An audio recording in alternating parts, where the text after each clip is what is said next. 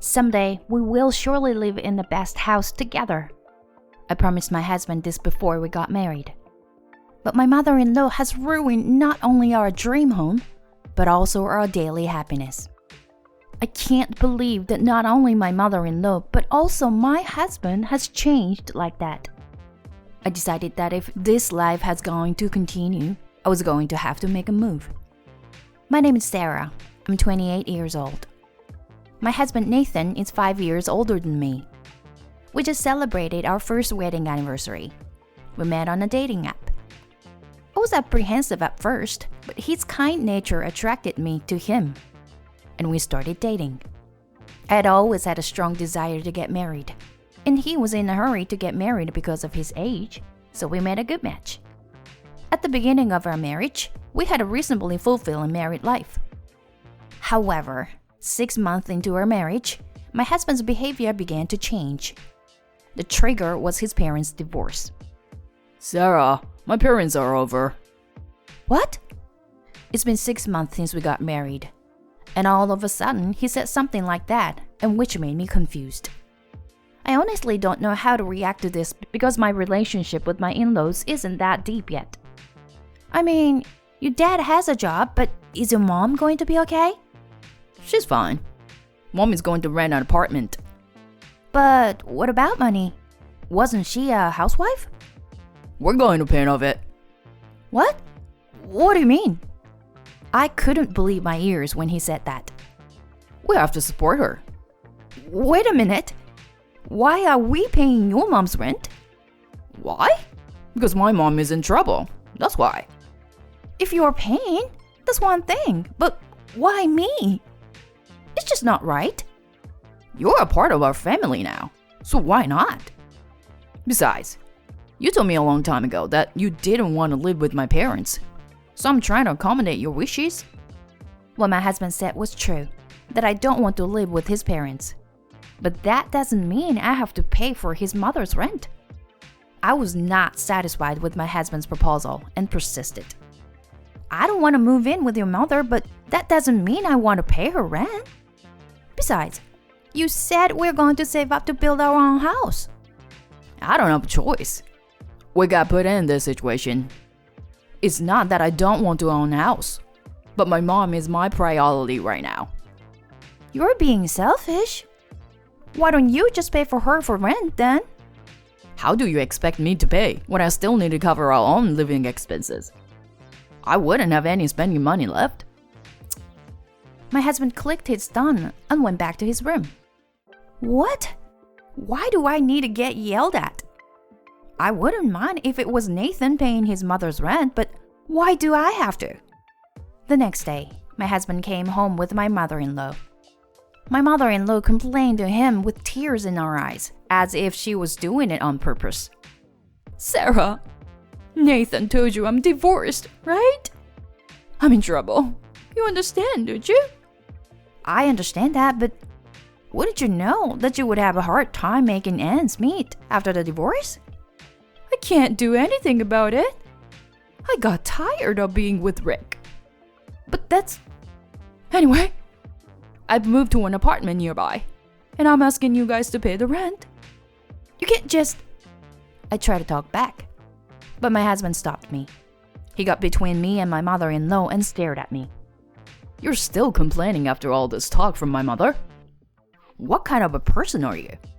Why should I be the one who has to be told off like that? I don't work to support your mother.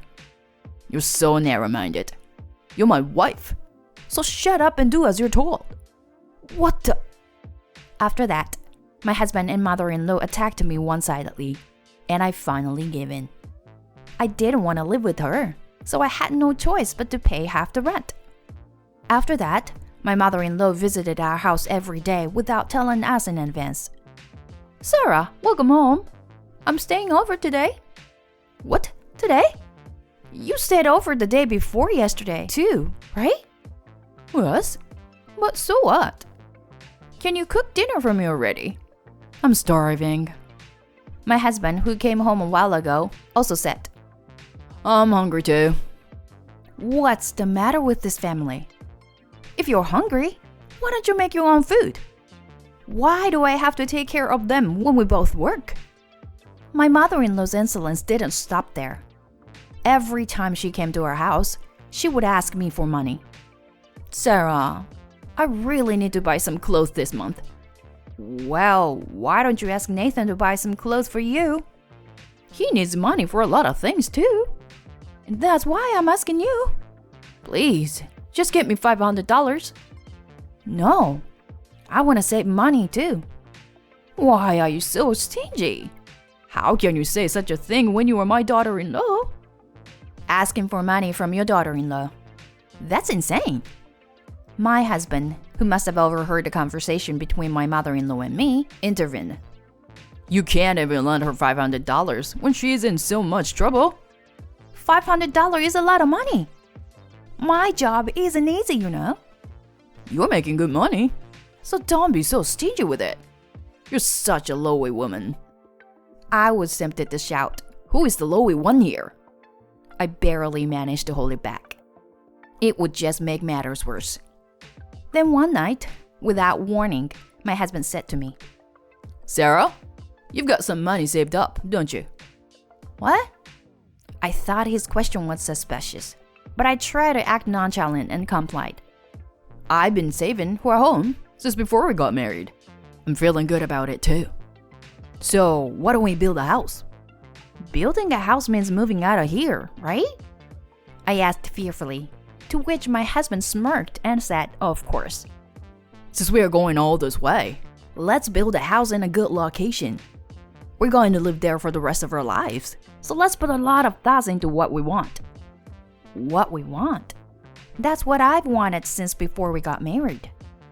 I want to build a beautiful house with a lot of our own specialities. That's what I've always wanted. For me, my husband's proposal for a new house sounded so glorious. The only way out of this hell while my mother-in-law lives nearby is to build a new house for us as a couple. Staring straight back at my husband, I replied, Let's build a house. On this day, my husband and I began preparations. We purchased the land we had been eyeing for a while and had meetings with the construction company. We did all of these things in between work, and things were going smoothly. The only thing that concerned me was that the house was in my husband's name. Normally, a home is owned jointly by a married couple, so I proposed a pair loan. But my husband said, I want to do this on my own here, and I reluctantly agreed to it. The husband pushed through with the loan, and after all the circumstances, the new house was completed the following year. One day, 2 weeks before we were to move in, my mother-in-law came to visit us for the first time in a long time. Hello, Sarah. I'm glad to see that your new house is finished. Hello, Georgia. It's been a long time. I'd always hated seeing her face, but the thought that we would soon be apart made me feel at ease. But right after this, my mother-in-law said the most ridiculous thing. I'm almost ready to move out. My room is at the end of the first floor, right? Huh? What did she just say? Her room? Well, what do you mean your room? What are you saying? You built a bedroom for me, didn't you? We have an extra bedroom, but that's because Nathan insisted on having a guest room. That room is for me. What? I asked my husband what she was talking about. Mom is right. I made that bedroom for her. Wait a minute. Does that mean we're going to live together? I never heard about this. Do you have a problem with that? Just so you know, the new house is in my name. Don't tell me you went through all that trouble to put it in your name for this? My husband smirked. You're just realizing that now, aren't you? He said. My mother-in-law saw this and started giggling. As I stood there in a daze, my husband flashed a piece of paper at me. What's that? You can see it right here. Divorce papers. And they're already signed. No way.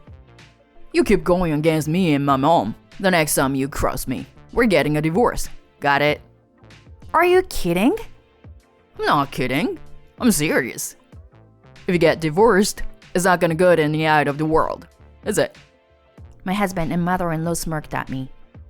Then, as if taking advantage of this situation, my mother-in-law spoke up.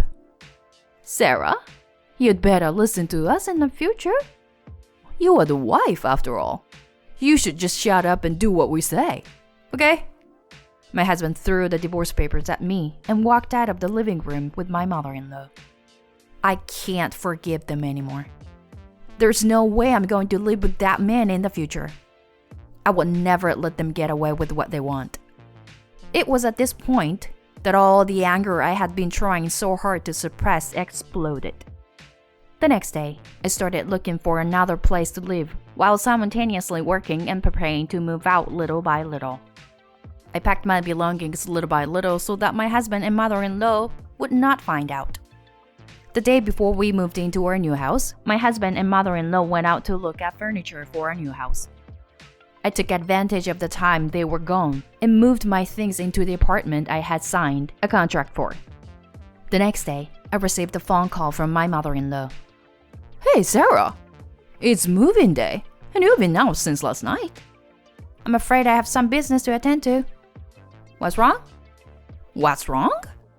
I bought some stuff to the new place, so please hurry up and open the door. Nathan hasn't arrived yet. Just hurry up. My mother-in-law is giving me orders, as if it's a matter of course, that we live together. I pointed out to her that she was mistaken. I don't know what you're talking about, but I moved in yesterday. Huh? What are you talking about? Is a move in today? No, yesterday. I moved in yesterday, at least. What are you talking about? Your move is the same day as ours. My mother-in-law is screaming at me over the phone. Just hurry up and come here. So I told her the truth. I'm living alone from today. What? Living alone? So, please complete your move on your own. It's none of my business. Hey, Sarah, what the hell are you talking about? I continued to explain my mother-in-law, who was clearly confused. I mean, your son and I are divorced. It's none of my business anymore. Divorced? What the hell does that mean? Explain yourself. I just explained it to you. Your son confronted me with signed divorce papers, which I signed and submitted. He did give you those. I don't want to live with insane people, and I don't want to continue to be part of this family. So I took the plunge and went back to being a single. What? Do you have any idea what you're saying? Then I heard my husband saying what's wrong over the phone. When he heard that I filed for divorce and moved to another place, he took over the phone and raised his voice. You've got to be kidding me. Why are you doing such a selfish thing? Selfish? Who did the selfish thing first? You decided to make the pay for your mother's rent and move in together without asking my opinion. Do you know how I felt when I was with you guys? I don't care. Anyway, come back. Quickly. I want grant your divorce. I don't care what you say. I just filed the complete divorce papers you gave me. Even you know that it doesn't change the fact that we're divorced. How could you? Who the hell do you think you're talking to? Get back here right now. He and my mother-in-law started yelling at me over the phone. I couldn't stand to listen to them anymore, so I started yelling as loud as I could. Come back? Who do you think you were talking to? You were the one who brought the divorce papers first. Cut the crap. You garbage humans. I was surprised at how many foul words came out of my mouth. It's a sign of the stress that's been building up being in this family. Wait a minute, Sarah? If we get divorced, what about the mortgage on that house? I don't care. You took out the loan on your own, didn't you? You wanted to do it all on your own. I know, but that only works out if I have your income. Wow, we're divorced now. It's none of my business. No. I don't want to be with the person who can't even think about other people's feelings. I'd rather be single than live with a piece of trash like you. Don't ever get involved with me again. With that, I hung up the phone. Of course, I didn't forget to set my phone to block all incoming calls from him. Afterwards, I don't need to tell you what happened to that family. At first, they managed to pay the mortgage on their new house, but after 4 months, they had reached their limit. There was no way they could continue to pay their loan they had taken out of my salary from the very beginning. As a result, my ex-husband sold the house he had just built. But even after deducting the sale price, the loan still remains. He is now living with his mother in an apartment and trying to pay it off every month. His mother is also not living the new life she had envisioned. She and her son fight every day. I, on the other hand, am living an incredibly comfortable life. I didn't even tell them where I was moving to, so I don't have to worry about them bothering me at my new place. I'm really happy with my new life, where I can spend my time as I please. I didn't get the home I'd always wanted, but that's okay. Being away from them is the happiest thing for me.